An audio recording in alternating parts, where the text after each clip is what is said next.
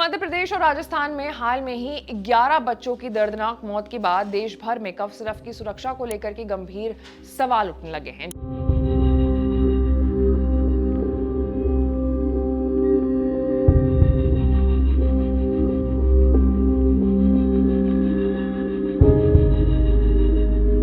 जांच में पाया गया है कि इन मौतों का संबंध कोलड्रिफ्ट नाम के कफ सिरप से है, जिसे तमिलनाडु के कांचीपुरम में श्रीसन फार्मास्यूटिकल्स कंपनी बनाती है। तमिलनाडु के सुरक्षा और औषधि प्रशासन यानी FSDA द्वारा इस सिरप के सैंपल की जांच में खतरनाक केमिकल डाइथिलीन ग्लाइकोल यानी DEG की मौजूदगी पाई गई है। यही केमिकल बच्चों की किडनी को नुकसान पहुंचाने और कई मौतों की वजह बना। दरअसल 7 सितंबर से अब तक मध्य प्रदेश और राजस्थान में 14 बच्चों की मौत की घटनाएं सामने आ चुकी हैं। इन बच्चों ने कोलड्रिफ्ट कफ सिरप का सेवन किया था, जिसके बाद उनमें किडनी फेल होने जैसे गंभीर लक्षण दिखे। जांच रिपोर्ट में सामने आया है कि सिरप में 48.6% तक डाइथिलीन ग्लाइकोल पाया गया है। ये केमिकल दवाओं में किसी भी हालत में स्वीकार्य नहीं होता है, क्योंकि थोड़ी सी भी मात्रा में ये शरीर के लिए जहरीला साबित हो सकता है। इस खुलासे के बाद कई राज्य सरकार ने तुरंत कार्रवाई की। तमिलनाडु, मध्य प्रदेश और केरल ने इस सिरप की जो बिक्री है और वितरण है उस पर तुरंत बैन लगाया है। राजस्थान में भी एक और कफ सिरप और उसकी निर्माता कंपनी पर प्रतिबंध लगाए गए हैं। वहीं उत्तराखंड में औषधि विभाग ने कफ सिरप की जांच के लिए छापेमारी शुरू कर दी है, ताकि किसी भी संभावित खतरे को समय रहते रोका जा सके।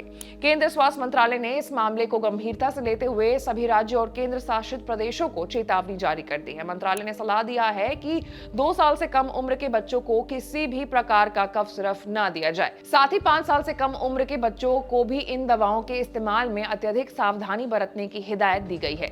विशेषज्ञों के अनुसार अधिकांश मामले में छोटे बच्चों की खांसी बिना किसी दवा से ही ठीक हो जाती है। इसलिए माता पिता को चाहिए कि वो बच्चों को पर्याप्त पानी दे, आराम करने दे और घरेलू या सहायक उपायों को ही प्राथमिकता दे। दिल्ली सरकार ने भी इन मामलों में सख्त रुख अपनाया है। स्वास्थ्य मंत्री डॉक्टर पंकज सिंह ने कहा है कि केंद्र की एडवाइजरी को पूरी तरह लागू किया जाएगा। 2 साल से कम उम्र के बच्चों को अब किसी भी कफ सिरप के इस्तेमाल की अनुमति नहीं होगी और बाजार में विशेष कंपनियों के उत्पादन की बिक्री पर रोक लगाई गई।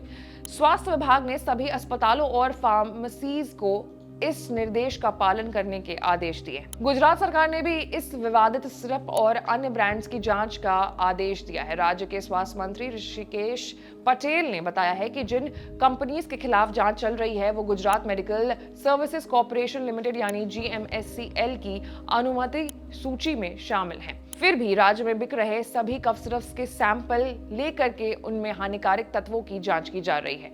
डाइथिलीन ग्लाइकोल जैसे केमिकल्स का इस्तेमाल पहले भी कई देशों में जानलेवा साबित हुआ है। ये केमिकल मूल रूप से औद्योगिक उपयोग में आता है और मानव शरीर के लिए बेहद विषैला होता है। दवाओं में इसकी मौजूदगी निर्माण प्रक्रिया में लापरवाही या मिलावट की ओर इशारा करती है। इस घटना ने एक बार फिर भारत में दवाओं की गुणवत्ता नियंत्रण प्रणाली और फार्मा कंपनीज की निगरानी व्यवस्था पर बड़े सवाल खड़े कर दिए हैं। सरकारों द्वारा की गई ये जांच और कार्रवाई के बावजूद विशेषज्ञों का मानना है कि सबसे महत्वपूर्ण भूमिका जागरूकता की है। माता पिता को बिना डॉक्टर की सलाह बच्चों को कोई भी कफ सिरप देने से बचना चाहिए। साथ ही फार्मा कंपनीज पर सख्त निगरानी, नियमित जांच और दोषी पाए जाने पर कठोर कार्रवाई जरूरी है, ताकि भविष्य में ऐसी त्रासदी दोबारा ना हो सके।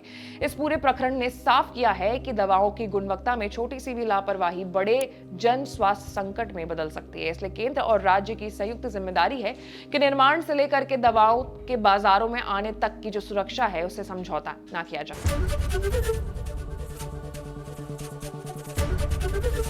ABP गंगा, खबर आपकी, जुबान आपकी।